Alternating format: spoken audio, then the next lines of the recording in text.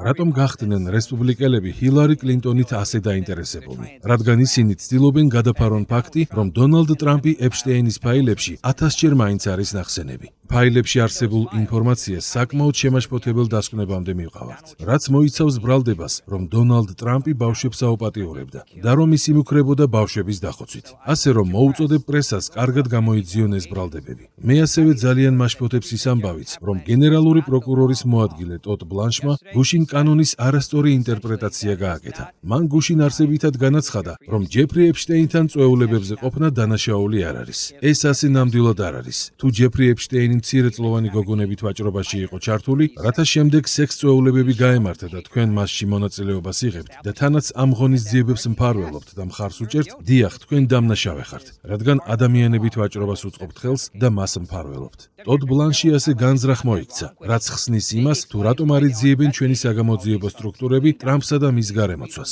ბლანშმა კანონი კარგად უნდა წაიკითხოს და საგამოძიებო პროცესები დაიწყოს. ამის შემდეგ ბლანში აუცილებლად უნდა გადადგეს თანამდებობიდან. არა მხოლოდ კანონის არასწორი ინტერპრეტაციის გამო, არამედ იმიტომაც, რომ ფაილების გამჟღავნებისას უამრავი მცირეწლოვანის ვინაობაც გახდა ცნობილი, რაც პირდაპირ დარღვევაა კონფიდენციალურობის უფლებისა. კონფიდენციალურობის პრინციპი ერთადერთ რამეს მოითხოვს: მსხვერპლთა ვინაობის გავრცელებლობას და მათ ეს პრინციპიც კი ვერ დაიცვეს, რითაც მაშინ მცირეწლოვანი გოგონები და ახლა უკვე ქალბატონები მოწყვლად მდგომარეობაში აღმოჩნდნენ. ტოდ ბლანში ასევე იყო ის ადამიანი, რომელიც ჟიზლეინ მაქსველს შეხვდა, ქალთა კოლონიაში გადაიყვანა და მისი პირადი თხოვნით ლეკვი მიუყვანა აღსაზრდელად. ასე რომ მან აუცილებლად უნდა დატოვოს თანამდებობა.